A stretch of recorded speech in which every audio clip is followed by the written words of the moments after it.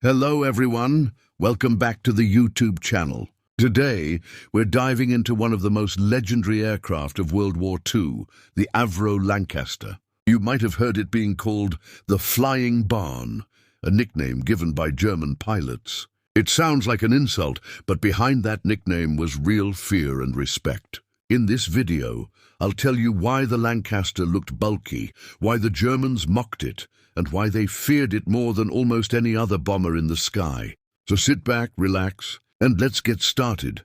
The Avro Lancaster was a British four-engine heavy bomber that first flew in 1941 and quickly became the backbone of the Royal Air Force's Bomber Command. It wasn't a small, sleek plane. It was big, wide and blocky, which is why German crews sarcastically called it the Flying Barn. They thought it looked like an old storage barn flying in the sky. But the nickname didn't come from hate, it came from nervous laughter, because what they saw wasn't just a plane. It was a flying powerhouse filled with destruction.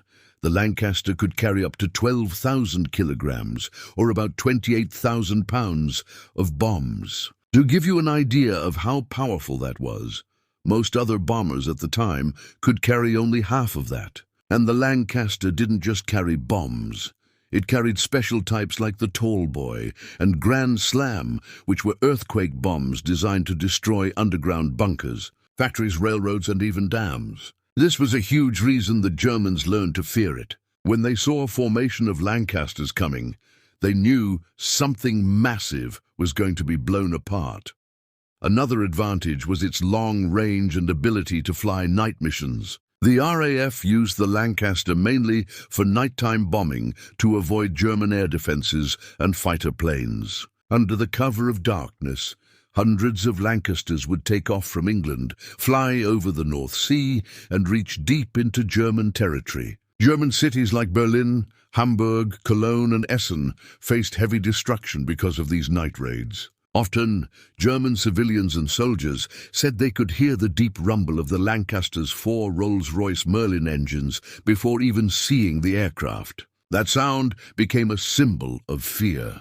The Lancaster had a crew of 7: pilot, flight engineer, navigator, bomb aimer, wireless operator, mid-upper gunner, and tail gunner. Each had a life-or-death role during a mission. The tail gunner, for example, sat alone in a glass turret at the back of the plane, staring into the darkness, searching for German night fighters. And the bomb aimer lay flat in the nose of the aircraft, where there was only a glass window between him and the ground, thousands of feet below. Despite the danger, these crews flew again and again, some completing over 30 missions.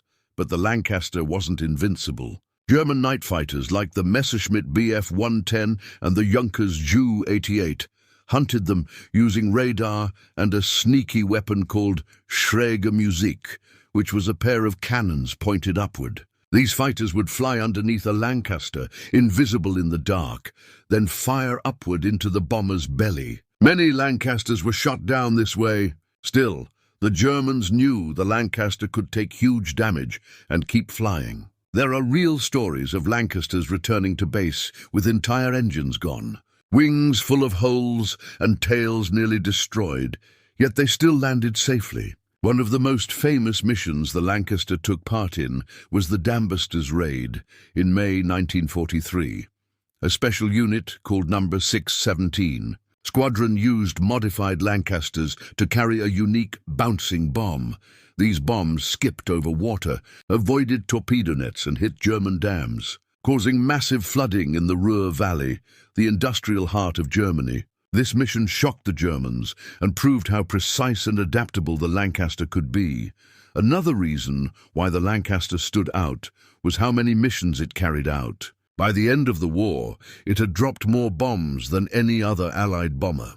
More than 7,000 Lancasters were built, and they flew over 156,000 sorties. But this came at a heavy cost. Almost half of these aircraft were lost, and over 55,000 Bomber Command airmen died during the war. The danger was constant, but their courage was unmatched. So why did German crews call it the Flying Barn? Because of its wide body and long wings, it looked like a barn with engines stuck to it. But why did they fear it? Because this barn could wipe out an entire factory, destroy a whole city block, or blow open a strategic dam in one night. It didn't come alone either. It came in hundreds, at night, silent until the last moment.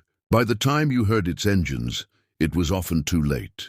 Even though technology has far advanced today, the Lancaster remains one of the most respected and iconic bombers in aviation history. It symbolizes power, resilience, and sacrifice. To this day, only a few are left flying, and whenever they appear at air shows, people stop and listen to those engines, the same sound that once made Germany tremble. So that's the story of why the Avro Lancaster was called the Flying Barn, and why, despite the nickname, it was one of the most feared bombers of World War II. It was big, loud, and not beautiful by modern standards, but it was strong, reliable, and deadly. And that's what made it unforgettable. Thank you so much for watching. If you enjoyed this video, don't forget to like, subscribe, and share. And let me know in the comments, which World War II aircraft should I cover next? Until next time, stay curious and take care.